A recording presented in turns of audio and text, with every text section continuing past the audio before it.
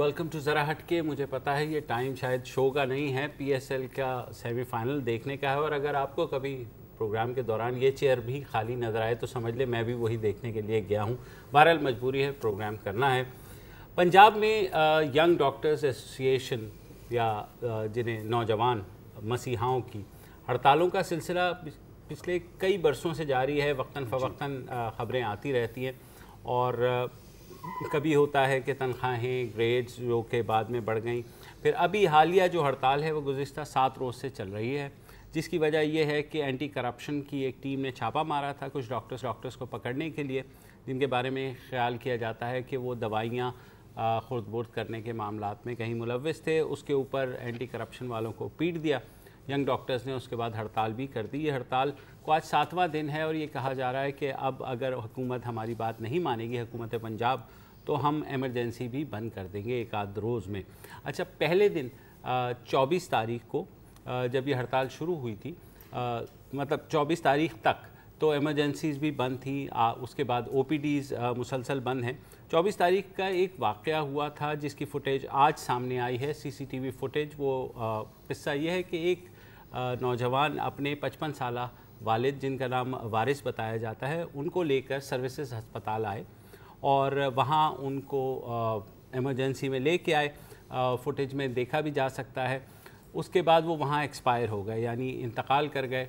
उसके बाद जो हस्पताल ने वहाँ पे उनका डेथ सर्टिफिकेट दिया, उसमें ये लिखा गया कि ये हस्पताल में मुर्दा लाए गए थे। उस पर ख़ासा हंगामा मच गया और जब फुटेज सामने आ गई तो सबने कहा ये तो ज़िंदा आए थे, तो ये कैसे हुआ कि इनको ये लिखा गया है कि इनकी मौत जो है अस्पताल आने से पहले हो गई थी।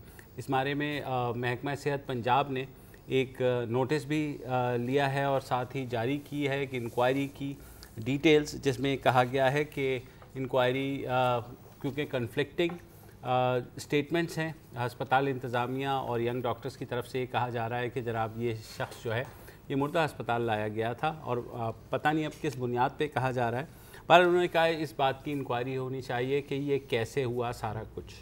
अब जहाँ तक इस फुटेज के सवाल है तो ये तो क्लियर है कि वो बैठकर मोटरसाइकिल पर पीछे आए हैं, तो उस वक्त तक तो वो सही सलामत थे या जिंदा थे कम से कम। फिर जहाँ पर वो रिसेप्शन काउंटर है शुरू का, वहाँ पर उनको स्ट्रेचर पर लिटाया गया, वहाँ तक भी सही है। फिर इमरजेंसी में ले जाकर, और आप देख सकते हैं इसमें कोने में चेस्ट कंप्रेशंस भी हो रही हैं, रिवाइव करने की कोशिश आ रही है।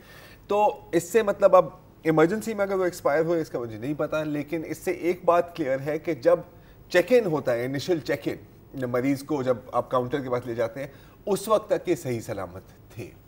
तो ये जो बात हुई डेड ऑन अराइवल की, ये सही नहीं लग रही।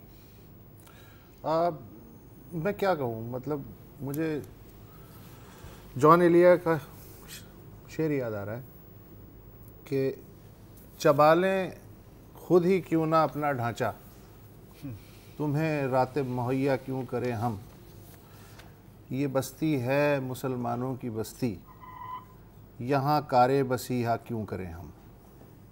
मैंने भी यही सोचा था कि ये कौन सी मसीहाई है, ये कौन सी ये पहली दफ़ा नहीं हुआ। मसलन इनका देखो, डॉक्टर्स पूरे मुल्क में हैं और उनके मसाइल भी हैं। बिल्कुल। ये जो पंजाब के ये जो यंग डॉक्टर्स हैं, इनका रोना कभी ख़त्म ही नहीं होता। इनका रोना शुरू कहाँ से हुआ था? ये लॉयर्स मूवमेंट के बाद ये काफ़ी मुतासिर हुए थे। उन्होंने कहा कि यार ये वकीला की जो तहरीक चली है काफ़ी कामयाब रही है। स्टेथोस्कोप की बजाय कुसोन मुक्के से भी, वो that came later. I mean to be fair, अब शुरू में तो मतलब इनकी जो मुतालबात थे कि भाई हमारी सैलरी स्ट्रक्चर को सही करें, हमारे प्रमोशन स्ट्रक्चर को सही करें, हमारे सर्विस आज को सही करें, सही है, जायज़ है, ठीक है। ये तकरीबन 2007-2008 में शुरू हुआ। फिर वहाँ से फैक्शनलिज्म भी शुरू हो गई। एक यंग डॉक्टर एसोसिएशन थी और एक यंग डॉक्टर एसोसिएशन पंजाब थी, जैसे हमेशा इस तरह की मूवमेंट्स में होता है। मामला जो गर्म हुआ वो हुआ 2011 में, जब ये फिर रोडों पर निकल आए, रोडों को बकायदा ब्लॉक किया गया, प्रेस कॉन्फ्रेंसेस की। अच्छा, और वकला तहरीक से सीख कर मीडिया को भी अपने साथ लेने की कोशिश की, और आपको पता है काफ़ी एंकर्स उनके बकायदा फंक्शंस में भी गए थे और वहाँ से भी इनको प्रोपगेट किया था। इनिशियली इट वाज थॉट कि भाई इनके इनिशियली काफी सिंपैथीज थी, हाँ, इनकी जो डिमांड्स हैं वो जायज हैं, हाँ, और उन पर अमल भी किया। और देखिए इसमें उस वक्त की पंजाब हुकूमत भी जो थी ना, उन्होंने भी कोई ज्यादा कोऑपरेशन नहीं दिखाई, कोई नरमी नहीं दिखाई, फ्लेक्सिबिलिटी नहीं दिखाई। पार्टी की हुकूमत थी तो उन्हें एहतजाज के लिए जाहिर है वो कहते थे कि उस पर और तेल छिड़कें, ये भी हो सकता है। लेकिन फिर फरवरी मार्च 2011 में बाकायदा हड़तालें, ओपीडीज को बंद करना, रोडों को ब्लॉक करना, इमरजेंसी में डॉक्टर, और कभी कभी तो जो मरीज आते थे उनके साथ भी बदतमीजी, मारपीट, ये भी हुआ है। और दर्जनों मरीज इस सारे चक्कर में, क्योंकि ये भी अड़े हुए हैं, हुकूमत भी अड़ी हुई है, हुकूमत पंजाब, उसमें काफ़ी मरीज फौत भी हो गए जिनकी जानें शायद बच सकती थी।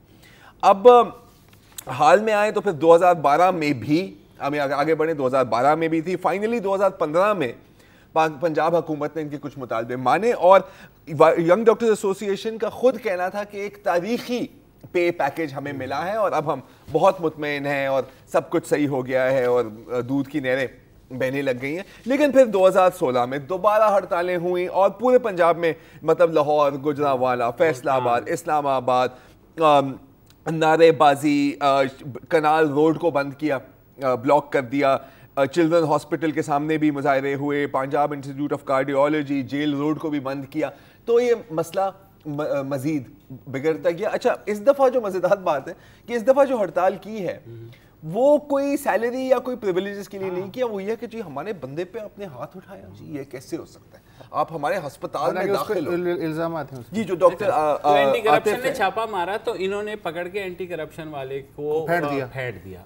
तो बेसिकली अब मुझे समझ नहीं आया। अच्छा, मुझे फिर एक दो सवाल मेरे जहन में आ रहे हैं आप लोगों की गुफ्तगू सुन के। एक और चीज आपको बता दूं। अच्छा, अब उनका ये मुतालबा है कि हम चाह रहे हैं कि आप एंटी करप्शन टीम के खिलाफ मुकदमा दर्ज करें क्योंकि हमारे साथ बदतमीजी की है। सवाल ये है कि हम सुनते आ रहे हैं कि डॉक्टर का जो पहला कमिटमेंट है वो पेशेंट के साथ होता है। हिपोक्रेटिक ओथ जो है उसका जौहर तो यही है। जब ये पढ़ रहे थे, ये जो यंग डॉक्टर्स हैं जो इस वक्त एजिटेटिव मूड में है कई सालों से, जब ये पढ़ रहे थे तो इनके जहन में क्या था?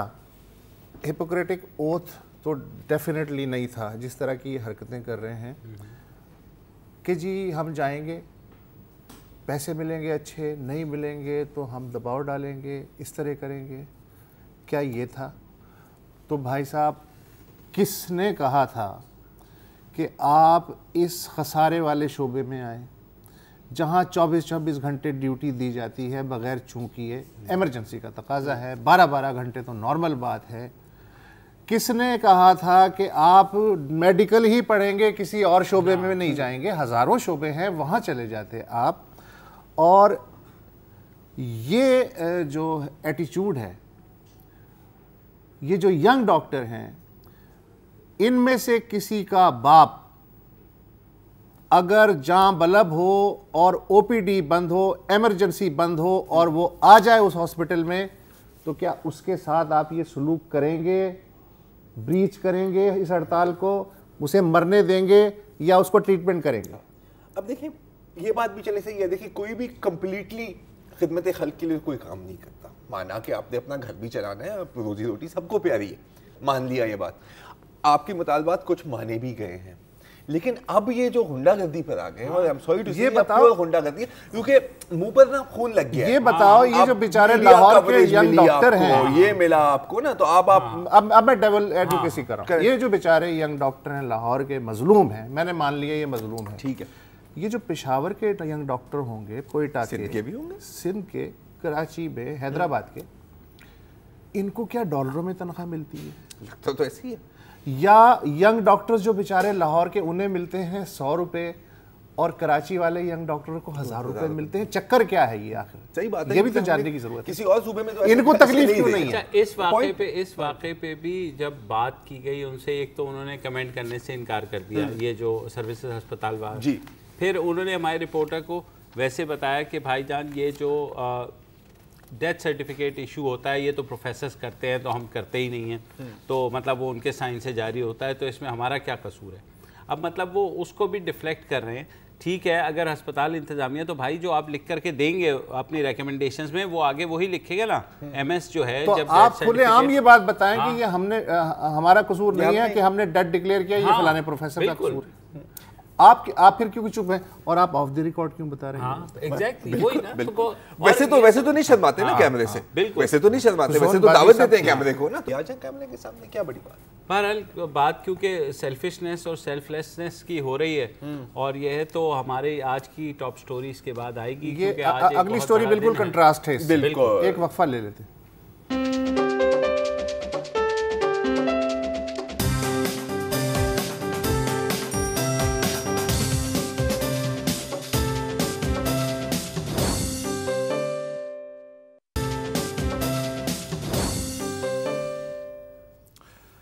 آج ایک صاحب کی 89ویں سالگرہ ہے, دیکھنے میں انتہائی غریب اور اندر سے انتہائی امیر. صرف ہم ہی ان کی سالگرہ نہیں منا رہے, اسٹیٹ بینک نے اس موقع پہ 50 روپے کا یادگاری سکہ جاری کرنے کا اعلان کیا ہے, اور جو سرچ انجن ہے گوگل, اس نے 11 ممالک میں اپنا لوگو ان صاحب کی سالگرہ کے موقع پہ تبدیل کیا ہے خراج عقیدت پیش کرنے کے لیے.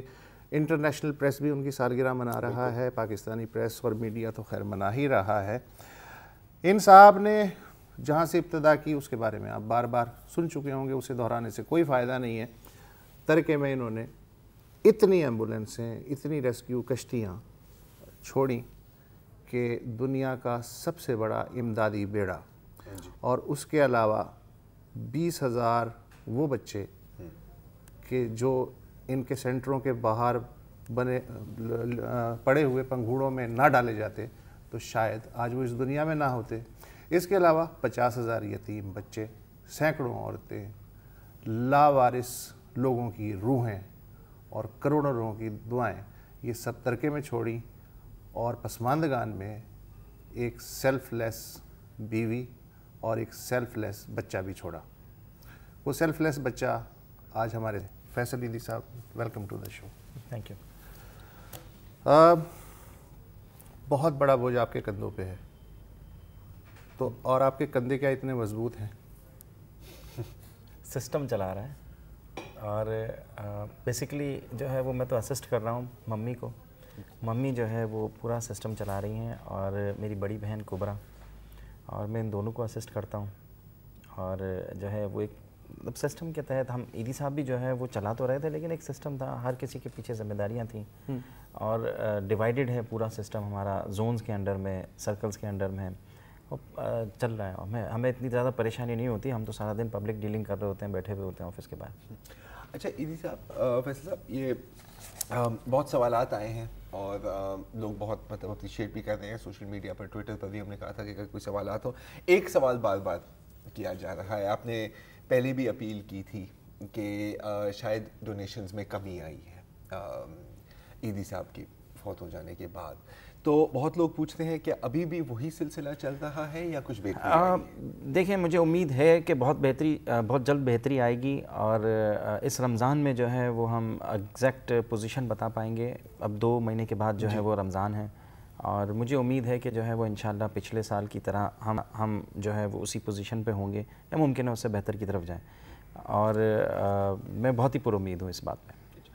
اچھا سر, ایک اور بات, اب جیسے حال میں ہی جب لال شہباز قلندر کے مزار پر خودکش دھماکہ ہوا تھا, تو آپ کا ایک بیان آیا تھا جیو ٹی وی سے, شاید آپ بات کر رہے تھے, اور یہ ایمبولینسز کی بات کہ آپ کی جو ایمبولینسز پورٹ میں پھنسی ہوئی تھیں, اور شاید آپ کا اس میں جو کوٹ آپ کا ہے کہ 22 دنوں کے لیے ہماری ایمبولینسز بندرگاہ پر پھنسی ہوئی تھی, اور اگر شاید یہ اویلیبل ہوتی تو ہم بہت بہتر مینیج کر سکیں. تو ابھی کیا پوزیشن ہے؟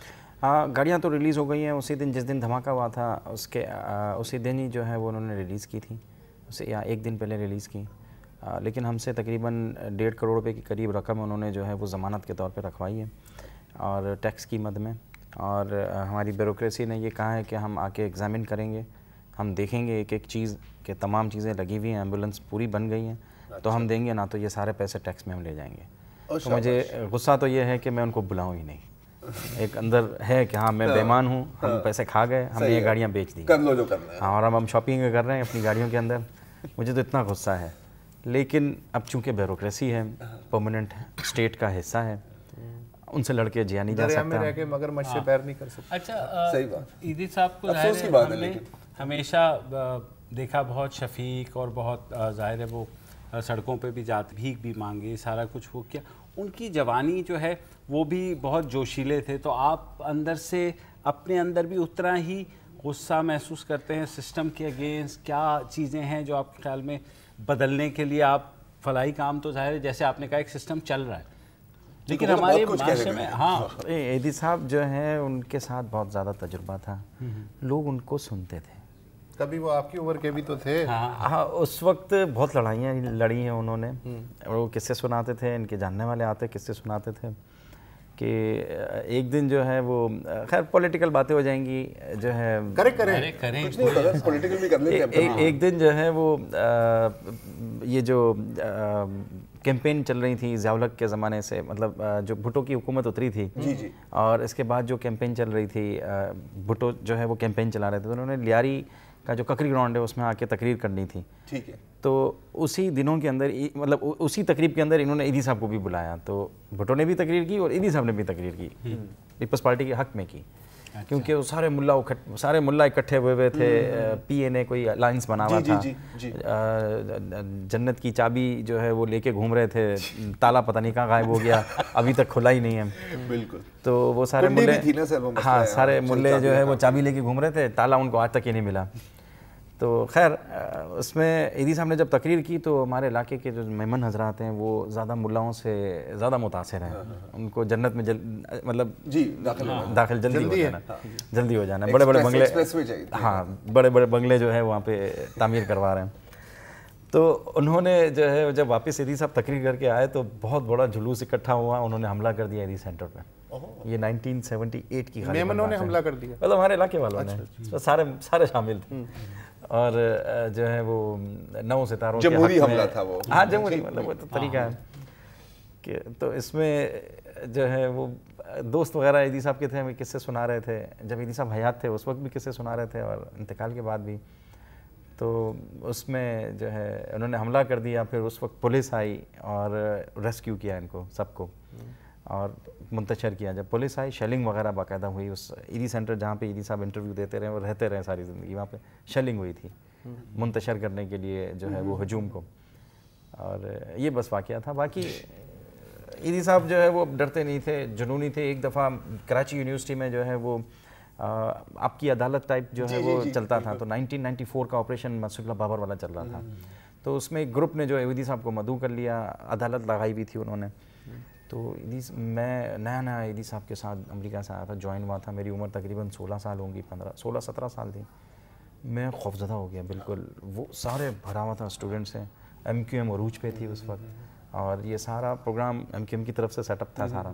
تو ایدھی صاحب کو جو ہے وہ کٹہرے میں کھڑا کیا گیا. اچھا فیصل صاحب ویری سوری, میں چاہ رہا ہوں کہ آپ کی بات چلتا ہوں, ایک چھوٹی سی بریک ہم نے لینی ہے نیوز بریک کے لیے. تم نے ٹپیکل ٹی وی والے, سوری یار, اب یہ میرے کان میں بول رہے ہیں نیوز بریک لینی ہے, اس کے بعد ہمارے کان میں بول رہے تھے. اچھا میں آپ کو یاد دلاؤں گا کراچی یونیورسٹی میں جی جی بالکل, وہاں سے بریک لے لیں یار.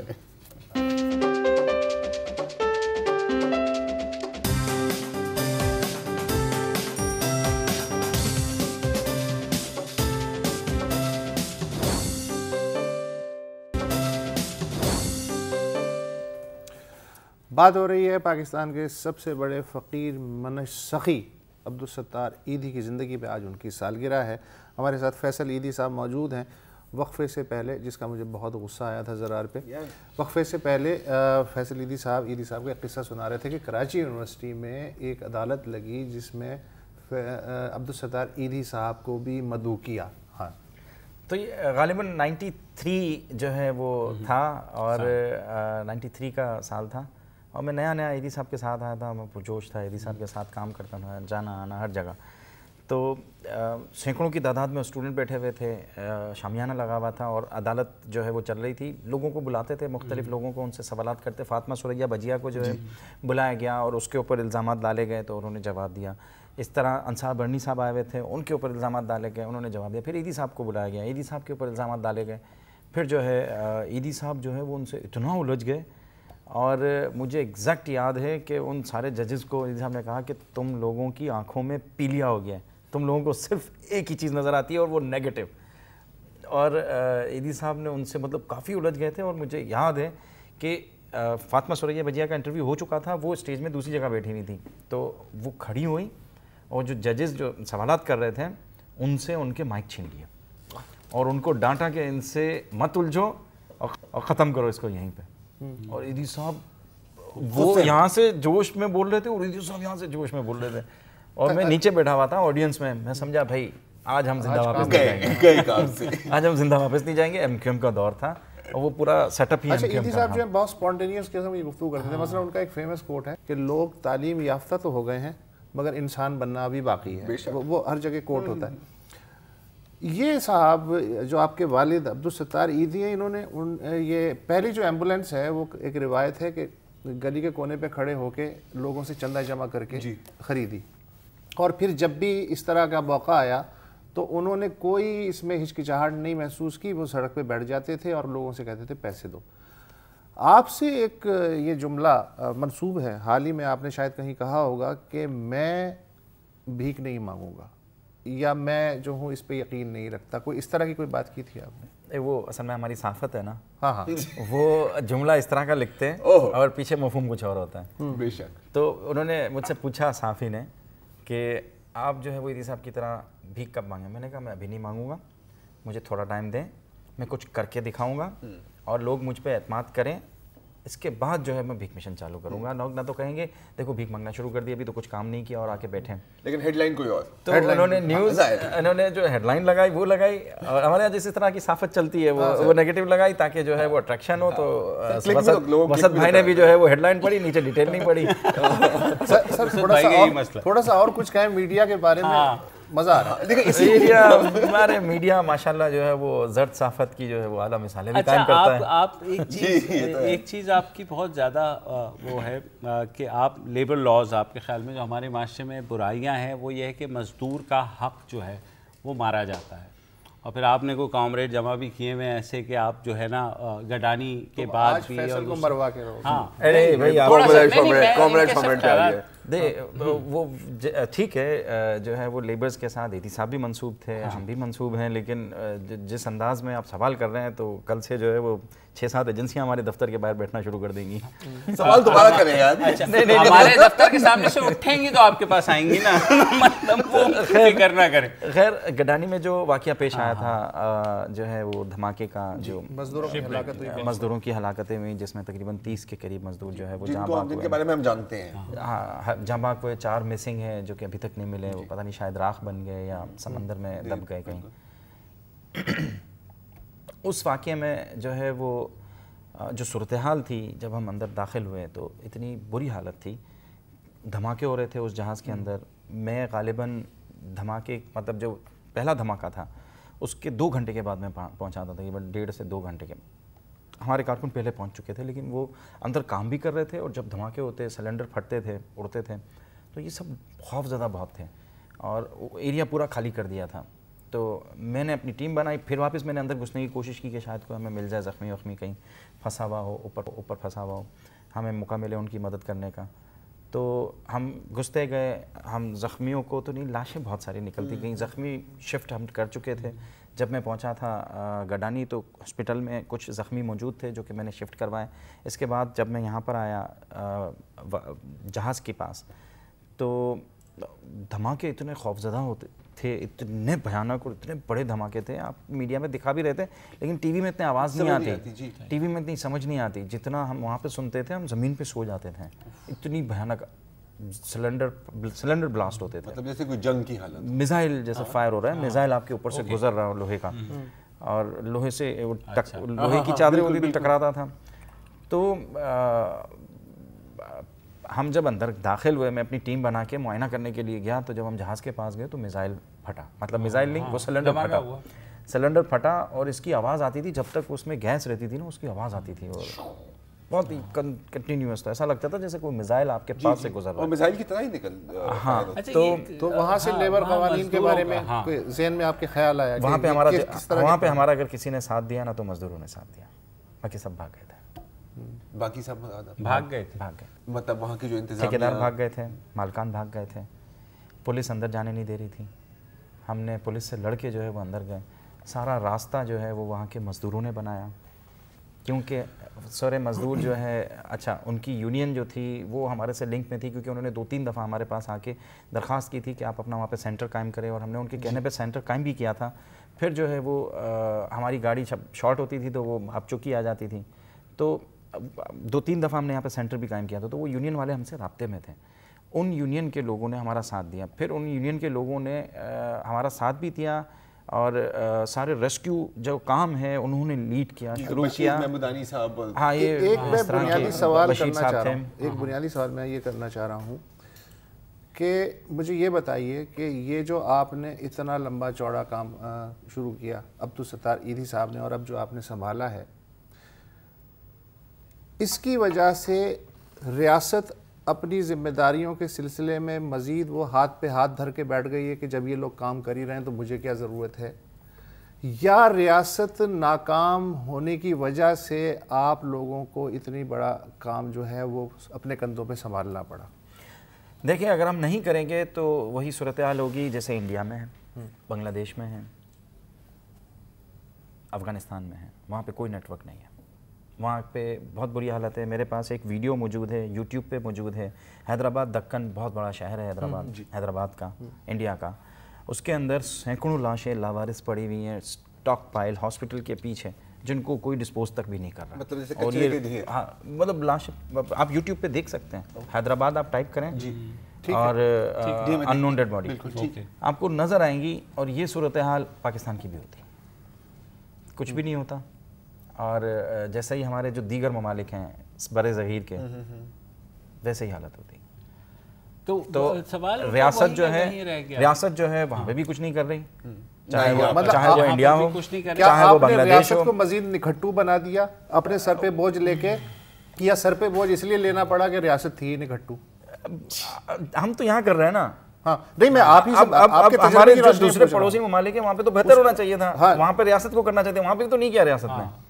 ہم نہیں کرتے تو ریاست یہاں بھی نہیں کرتے. دوسری جو بات کی ہے وہ جواب ہے وہ ہے. اچھا, دوسرا یہ مجھے بتایا کہ وہاں مزدوروں نے, جو آپ کہہ رہے ہیں کہ مزدوروں نے, پھر ایک سسٹم وہاں بنا کہ کیونکہ مزدوروں کو پہلے یہ ہوتا تھا کہ جو بھی وہاں پہ مرتا تھا بیچارہ گڈانی میں یا کسی بھی حادثے میں نا, تو مزدوروں فیکٹریوں کے اتنے حادثے ہوتے ہیں. آپ نے بلدیہ فیکٹری کا حادثہ اور اس واقعے میں یہ بینیفٹ ہوا, جو فیکٹری کے مطلب مزدور یونینوں نے, جس یونین نے ہمارا ساتھ دیا ان کو پذیرائی ملی, مزدوروں نے ان کا پھر بعد میں بہت زبردست ساتھ دیا. اس کے فوراً بعد کچھ دنوں کے بعد ایک مزدور جو ہے وہ حادثہ مطلب کسی جہاز پہ کام کرتے ہوئے گر کے ہلاک ہو گیا. تو اس سے پہلے جب یہ گڈانی کا واقعہ ہوا تھا, اس واقعے سے پہلے جب مزدور کسی یارڈ میں مرتا تھا, کسی جہاز میں مرتا تھا, تو وہ اس کی لاش کو جو ہے وہ سڑک پہ جا کے رکھ دیتے تھے. وہ جو یارڈ کے مالک ہوتے تھے یا ان کے جو ٹھیکیدار تھے, سڑک پہ رکھ دیتے تھے. ایس ایچ او آ کے یہ بیان کہتا تھا کہ جو ہے وہ سڑک پہ کوئی مار کے چلا گیا. اور اس کی لاش, وہ مزدور ہوتے تھے زیادہ تر وہاں پہ, ابھی بھی جو مزدور زیادہ تر کام کرتے ہیں یا تو سرحد کے ہیں یا پنجاب کے ہیں یا کشمیر کے ہیں اور کچھ مقامی ہیں. تو ان کی لاش تک بھیجنے کے لیے سب مزدور چندہ اکٹھا کرتے, اور اس کی لاش تک بھیجنے کے لیے کوئی مدد نہیں کرتا. ہاں, ایسے جو بہت خوش ہوتا تھا. اب کچھ حالات بہتر ہوئے, وہ پتہ نہیں کیوں خوش ہوتا تھا, لیکن وہ اس مزدور کی ہلاکت کے بعد کیا ہوا بتائیے گا ذرا. پہلی دفعہ گڈانی کی ہسٹری میں اس کو 14-15 لاکھ روپے ملے. اور کن سے؟ مالکان سے, کیونکہ یونین مضبوط ہوئی ہمارے اس کام کی وجہ سے. مزدوروں نے کافی پذیرائی دی, ان کی پذیرائی ہوئی, میڈیا کے ساتھ ان کا انٹریکشن ہوا, اور جب وہ ہلاک ہوئے تو باقاعدہ انہوں نے شور مچایا, میڈیا انوالو ہوئی. میڈیا جب انوالو ہوئی تو ایس ایچ او نے مالک کو اندر گرفتار کیا, اور اس مزدور نے پہلی دفعہ اس گڈانی کی ہسٹری میں کسی مزدور کو پہلی دفعہ 15 لاکھ روپے اس کے ورثہ کو دیے گئے, اور اس کی لاش کو جو ہے وہ گھر تک پہنچایا گیا. یہ تو بہت بڑی اور باقاعدہ کیونکہ گڈانی کی تو تاریخ میں ایسے کبھی اور مزدوروں کو مالکان نے کہا کہ آپ جو کہتے ہیں ہم مانیں گے, خدا کے لیے کیس نہ رہ جائے, بس ایف آئی آر نہ کاٹو, ایف آئی آر نہ کاٹو. مثال ہے نا, ایک مثال ہے نا, اکثر لوگ کہتے ہیں لیکن بس کبھی ثبوت نہیں ہوتا اس کو بیک اپ کرنے کے لیے, کہ یار ایک بندہ کھڑا ہو جائے نا حق کے لیے تو اس کے پیچھے لائن لگ جاتی ہے. مزدور جب ایک قدم بڑھاؤ تو اس مزدور یونین نے جو تھانے کے اندر بلایا گیا کمپرومائز کے لیے کہ سیٹ کے ساتھ کمپرومائز کرو, تو سیٹ نے کہا ایف آئی آر نہیں کاٹو, تو انہوں نے کہا کہ جتنا معاوضہ ان 28 مزدوروں کو ملا تھا اتنا ہی معاوضہ اس کو دیا جائے. یہ مطالبہ رکھا اور وہ معاوضہ ملا, ان کے گھر والوں تک پہنچا. مطلب یہ کہ ہم پہلے سے فرض نہ کر لیں کہ یہ کام نہیں ہو سکتا. بالکل ناکام ہونے کے بعد آپ اس نتیجے پہ پہنچیں کہ ہاں یہ کام نہیں ہو سکتا. نہیں, اور سر دیکھیں ناکام بھی کتنی دفعہ, ہم اس سے پہلے بھی تو کوئی 50 ناکامیاں ہیں نا جو آپ کو نہیں نظر آتی. ہو سکتا ہے کہ اس کی جو all you needed was one more effort, یہ بھی تو ہوتا ہے نا. وہ جیسے کہتے ہیں نا کہ ایک چیز اور جو کہ ڈونیشنز کا کیونکہ سوال بھی آیا تھا, کچھ آپ نے یہ بھی کہا کہ کیونکہ گلف سے پاکستانیوں کو بہت زیادہ نکالا جا رہا ہے, اس کی وجہ سے کیونکہ میجر چنک جو آتا تھا عیدی کو وہ گلف کے پاکستانیوں سے آتا تھا جو وہاں جاب کرتے تھے اور فنڈز بھیجتے تھے. یو کے میں بھی جو ہے وہ کافی کٹ ڈاؤنس ہوئے ہیں ان کے بجٹس میں, امریکہ میں بھی جو ہے وہ کٹ ڈاؤنس ہوئے ہیں, اور اب تو پاکستان وہاں کا جو نیا پریزیڈنٹ آیا ہے وہ مسلمانوں اور پاکستان کا بہت اچھا دوست جو ہے, جگری جو ہے وہ اچھا مطلب ویل وشر ہے. جی جی تو اس کی وجہ سے بھی پاکستانی خوف میں ہے اور اس سے ایک اثر پڑتا ہے, اثر آئے گا, پاکستان کی اکانومی بھی آئے گا. اچھا ایک بات, شاہ نورانی کا واقعہ ہوتا ہے یا گڈانی کا واقعہ ہوتا ہے یا سیون کا ہوتا ہے تو ارباب اقتدار فوراً کھڑے ہو جاتے ہیں کہ جناب دیکھیں ایمبولینس سے وہاں پر ٹائم پر پہنچ گئے, 80 ایمبولینسیں بھجوا دی. یہ پتہ نہیں ہوتا کہ وہ 80 ایمبولینسیں جو ہیں فیصل عیدی صاحب اپنی لے کر کے جا رہے ہیں. نہیں, سرکاری ایمبولینسیں آتی ہیں, بالکل آتی ہیں, لیکن سارے فال سے آج ہی بیچو گے؟ نہیں, سرکاری ایمبولینسیں آتی ہیں, سرکاری ایمبولینسیں آتی ہیں, لیکن وہ جب کام ختم ہو جاتا ہے, ہم کام کر چکے ہوتے ہیں, پھر آتی ہیں. اچھا ایک چھوٹا سا وقفہ لے لیتے پھر آپ وقفہ لیں کیونکہ مجھے جھاڑتے ہیں یہ. میں ایک چھوٹا سا وقفہ لے لیتے پھر فیصل کے ساتھ بات جاری رکھیں گے.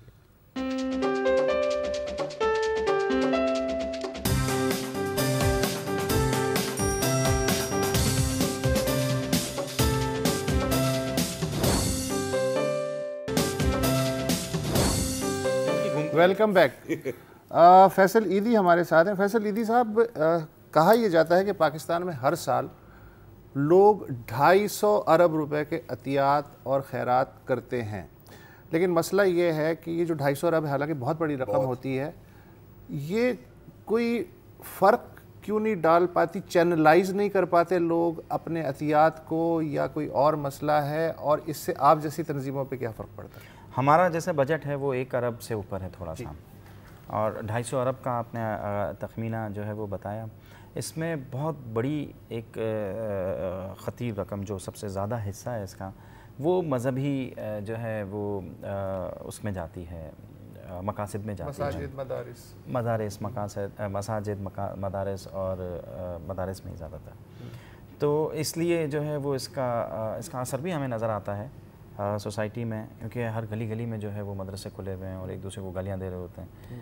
تو جو ہے وہ یہ چینلائز کیسے کی جائے کہ واقعی انسان پہ لگے یہ چیزیں؟ یہ لوگوں کو جو ہے وہ سوچنا ہوگا. جیسے عیدی فاؤنڈیشن جو ہے وہ پاکستانی عوام نے ہی بنایا ہے, اور وہ پاکستانی عوام ہے جو مڈل کلاس ہے, جو مزدور طبقہ ہے, جو پاکستان کو خوشحال دیکھنا چاہتا ہے, جو پاکستان سے باہر ہے, جن کو ایکسپوجر ہے کہ دنیا کے اندر ادارے کس طرح چلتے ہیں اور پاکستان سے لگاؤ رکھتے ہیں. اور ہماری قوم چیریٹی میں سب سے اوپر ٹاپ پہ آنے والی قوموں میں سے ہے, اور 5 میں سے ایک ہے. ہاں, ٹاپ میں آنے والی قوم ہے, اور اس کی ایک وجہ تو ٹیکسیشن کا کم ہونا. دوسرا جو ہے وہ اس کو اگر تھوڑا سا حقوق العباد کی طرف اگر یہ خرچ کریں تو پاکستان کو بدل کے رکھ سکتے ہیں یہ. اور خاص کر جو ہے وہ ایجوکیشن اور ہیلتھ کے شعبے میں اگر یہ دھیان دیں, اور ایجوکیشن میں لٹریسی اور پاکستان کے اندر جو برین جو ہوتا ہے جس کو ہم ضائع کر دیتے ہیں, برین ایک تو برین ڈرین ہوتا ہے جو پاکستان سے باہر چلا جاتا ہے, یہ ہے جو پاکستان کے اندر تو ضائع ہو جو مر جاتا ہے, اور جو کل ہو جاتا ہے, اس پہ اگر ہم تھوڑا سا دھیان دے دیں, اور یہ اس کا 10% حصہ بھی اس برین پہ خرچ ہو جائے نا تو ہم پاکستان کو اگلے 10 سے 20 سالوں کے اندر ایک نیا پاکستان دیکھیں گے. اس کے باوجود بھی پاکستانی قوم آج بھی بہت اچھی ہے, اور ایدی جیسے فاؤنڈیشن کو بنایا ہے تو وہ ایدی جو پاکستانی قوم نے بنایا. میں سلوٹ کرتا ہوں پاکستانی قوم کو جو دنیا کے ہر کونے میں بیٹھی ہوئی ہے اور انسانیت کے مشن پہ چلنے والے اداروں کا ساتھ دیتی ہے اور ایک اچھا دل رکھتی ہے. اس کا جو پورٹرے کیا جاتا ہے انٹرنیشنل میڈیا میں پولیٹیکل مقاصد کے لیے, وہ بہت نیگیٹو ہے. کچھ ہماری غلطیاں رہی ہیں ماضی کے اندر جس میں ہم باقاعدہ بین الاقوامی ایک لڑائی کا حصہ تھے. آج ہمیں وہ بین الاقوامی قوتیں اکیلا چھوڑ کے چلی گئی ہیں ان جو ہے وہ دہشت گردوں کے سامنے, اور ہماری فوج ان کا مقابلہ کر رہی ہے. تو سلوٹ ہے پاکستان کو, پاکستانی عوام کو, پاکستانی فوج کو کہ اکیلے رہتے ہوئے اتنے محدود وسائل میں, اتنے محدود جو ہے وہ ذرائع کے اندر اتنا بڑا مقابلہ کر رہے ہیں. جو بین الاقوامی لڑائی ہے وہ اب تک جاری کی ہے, اب تک جاری رکھے ہوئے اور اس پہ جو ہے وہ قائم ہے.